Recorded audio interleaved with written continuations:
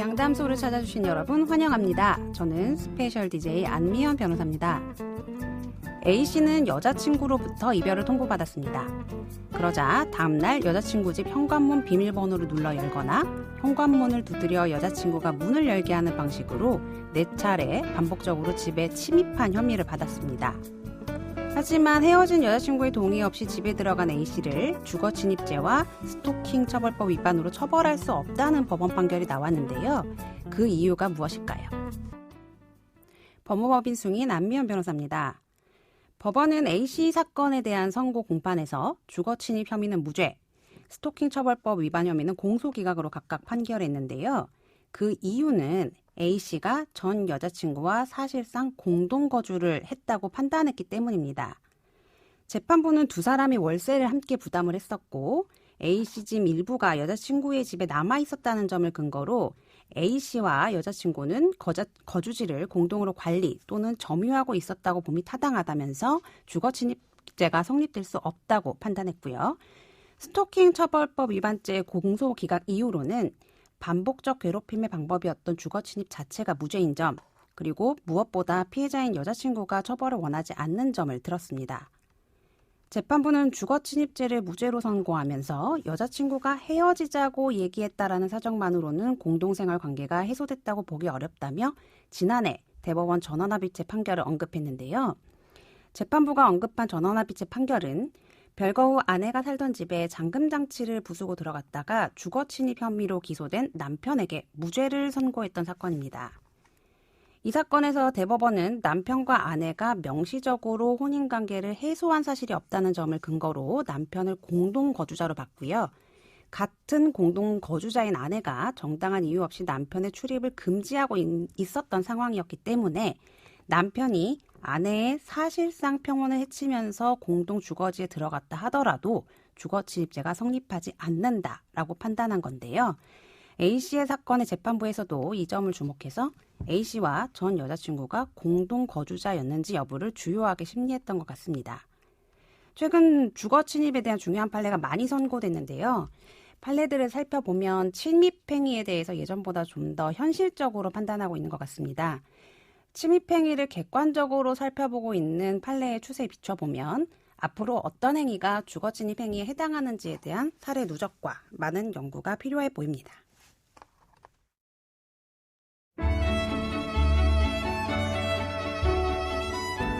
당신과 함께합니다. 양소영 변호사의 상담소.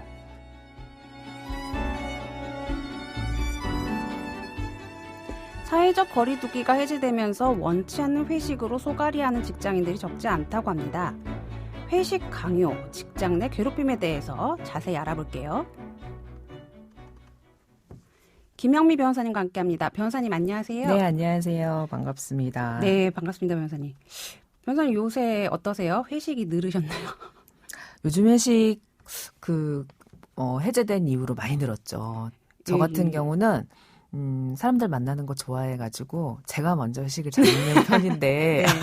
근데 제 친한 동기는 직장 생활하는 그 친구는 회식 정말 싫어하더라고요. 피곤할 때도 있고. 네. 사실 이게 가기 싫은 회식을 강제로 참여시키는 것도 직장 내 괴롭힘에 해당되죠? 네. 해당할 수 있습니다. 네. 직장 내 괴롭힘이 2019년 7월 16일부터 시행이 됐는데요. 그 직장 내 괴롭힘이 인정이 되려면 기본적으로 직장 내에서 지위 또는 관계 등의 우위를 이용해야 되고, 그다음에 업무상 적정 범위를 넘어야 되고, 그로 인해서 신체적, 정신적 고통을 주거나 근무 상황을 악화시키는 행위, 이 세 가지 요건에 해당을 하면 이게 직장 내 괴롭힘이 되는데, 내가 회식을 하기 싫은데 이 직장 상사가 그 지위를 이용해서 내가 회식을 하는 게 업무 범위도 아니에요. 그런데 그렇죠. 강제함으로써 내가 정신적인 고통을 받잖아요. 그러니까 전형적인 직장 내 괴롭힘에 해당된다고 볼 수 있고, 또 이 음주나 흡연 강요하는 행위, 그다음에 회식을 강제로 참여하는 행위, 이 부분에 대해서 2019년에 고용노동부가 발표한 직장 내 괴롭힘 예방 대응 매뉴얼이라고 있는데, 거기 매뉴얼에도 전형적인 사례로 소개하고 있습니다. 그 회식 강요가 법적으로 문제되는 경우는 어떻게 될까요? 회식 강요가 이게 방금 말씀드린 직장 내 괴롭힘이 될 수 있고, 직장 내 괴롭힘이 된다라고 하면은 직장 내 성희롱과 마찬가지로 징계 요청을 하게 되고, 사안 조사를 통해서 괴롭힘이 맞다라고 판단이 되면 징계를 할 수 있습니다. 그렇다면 이제 회식 강요 어디까지 직장 내 괴롭힘 법적인 문제가 될 수 있는지 하나하나 따져보겠습니다. 먼저 회식이 안 간다고 하니까 그럴 거면 그만둬, 이렇게 퇴사 협박을 받으면 이거 어떻습니까? 퇴사 그만둬라고 하는 게 정말 그만둬야만 될 것처럼 이야기를 했다. 네. 아니면 그냥 지나가는 말로 아니 자꾸 이렇게 회식 안 할 거면 회사 다니지 마. 이렇게 만약에 상사가, 인사권자가 그렇게 이야기를 했다라고 하면 되게 심하게 압박을 받을 것 같아요. 그렇다라고 하면은 결국은 이게 이제 직장 내 괴롭힘이 될 수 있고, 그거에 기해서 퇴사를 하게 될 수밖에 없는 상황이 됐다라고 하면 이거는 내가 하기 싫은 일을 억지로 하게 만든 거니까 강요가 될 수가 있겠죠. 소위 갑질이죠. 네. 전형적인 갑질이죠. 네. 예. 사전에 공지하거나 상의도 없이 상사가 오늘 회식이라고 하면 무조건 이제 참석해야 되는 상황. 이런 상황도 사실 많거든요. 마찬가지죠. 이게 이제 회식 강요거든요. 보통 회식이라고 하는 게 업무의 선상으로 이제 법은 보기는 하지만, 그게 참여하는 게 어떤 업무 시간에 이루어진다라고 하면은 뭐 같이 무조건 뭐 MT 간다든지 이렇게 참여를 해야 되겠지만, 이건 업무 시간 이외에 별도로 이루어지는 것이기 때문에 강요를 할 수는 없어요. 당사자에게 선택할 수 있게끔 해야죠. 회식을 하지 말라고는 하진 않지만 참여할지 말지 여부는 당사자한테 선택의 여지를 주고, 싫다고 하면 강제해서는 안 되고, 강제했다라고 하면 문제가 된다라고 보면 될 것 같습니다. 아까 말씀드린 직장 내 괴롭힘 예방 대응 매뉴얼에도 보면 어떤 것이 직장 내 괴롭힘인지에 대해서 사례를 몇 가지를 기재를 하고 있는데, 네. 정당한 이유 없이 부서 이동이나 퇴사를 강요하는 행위. 이것도 그러니까 두고 있어요. 회식을 예를 들어서 회식에 내가 참석하라고 했는데 참석을 안 했다. 그런데 그 조치로, 보복 조치로 부서 이동이나 이런 회사 그만둬. 이거 뭐 이유가 없잖아요. 정당한 그쵸. 이유가 아니잖아요. 회식을 참여 안 한다는 것은. 그래서 이것도 직장 내 괴롭힘의 유형으로 두고 있고, 또 의사와 상관없이 음주, 흡연, 회식 참여를 강요하는 행위. 이것도 별도 유형으로 두고 있습니다. 그 외에도 되게 많아요. 뭐 뒷담화 한다든지, 사람들 앞에서 모욕감을 주는 행동을 한다든지, 그다음에 이 사람한테만 비품을 주지 않는다든지. 비품이요? 네.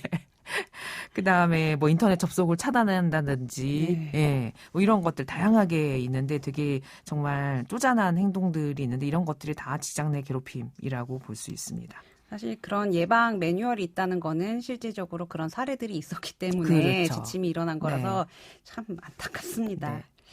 일단 회식 문화도 지적받는 부분들이 많아요. 네. 술을 따르게 강요한다던가, 네. 남직원 사이에 꼭 여직원을 끼워 앉으라, 이렇게 말하는 상사, 이런 행동은 어떻습니까?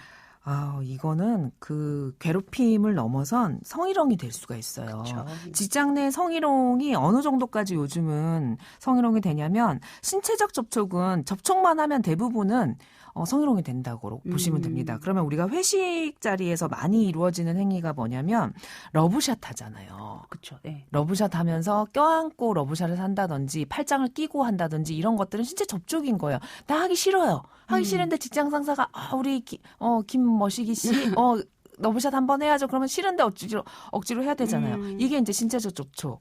으로 성희롱이 될 수가 있고, 그다음에 노래방 같은 데 가면은 뭐 잔잔한 음악이 나온다. 그러면 브루스 치자고 하잖아요. 그러면 신체 접촉이 되잖아요.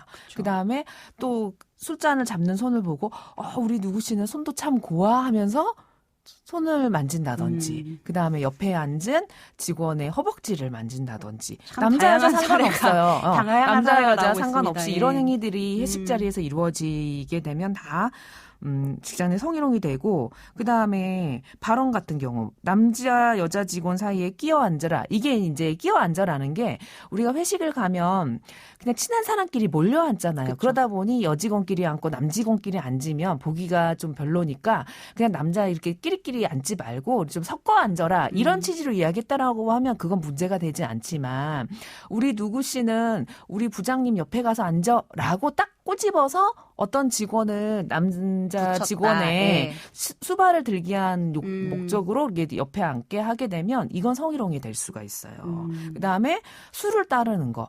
나는 예쁜 아가씨가 따라준 술이 참 맛있어. 이렇게 한다면서 술을 따르게 한다. 전형적인 성희롱이죠. 성별 상관없이. 그렇죠. 어쨌든, 성별 예, 상관없이. 성별 상관없이 이런 행동들이 성희롱에 해당한다. 이거 주의해야 될 것 같고요. 사실 이것도 참 쪼잔한 일입니다. 특정인을 회식에 참여하지 못하게 하거나 특정인 몰래 회식하면서 직원을 따돌리거나 괴롭히는 경우도 있다고 하죠.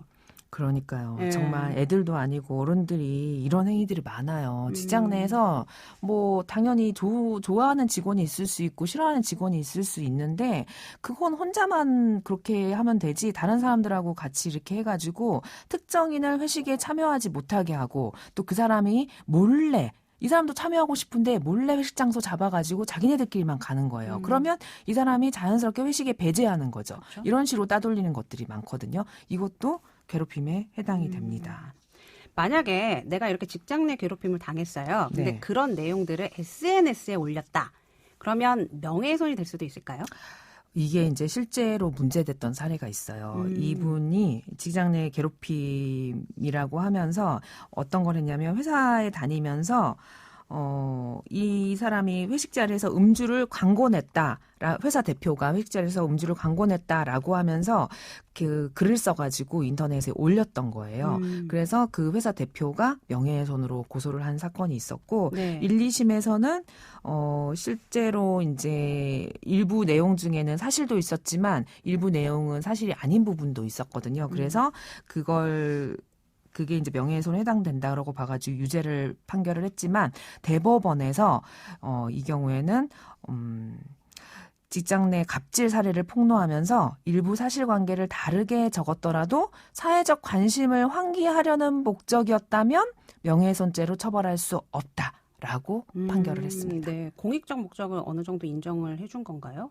그렇죠. 명예훼손 같은 경우는 사실적 신의의 경우에는 100% 사실이면 가장 좋겠지만 일부 사실이 좀 다르다고 하더라도 전체적인 내용이 사실이라고 한다면 사실적 시에 해당을 하고 또 사실적 시 경우에는 이게 공익적인 목적이 있다라고 하면 명예훼손으로 위법성이 조각되는 탈락되는 예. 그래서 무죄가 되는 부분이 있습니다. 네, 오늘 회식 문제와 직장 내 괴롭힘에 대해서 김영미 변호사님께서 잘 정리해 주셨어요. 오늘 김영미 변호사님 함께했습니다. 변호사님 감사합니다. 네, 감사합니다. 양소영 변호사의 상담소 양담소는 내일도 문을 엽니다. 끝곡 슈퍼키드의 집에 가자 들려드릴게요. 저는 안미연 변호사였습니다.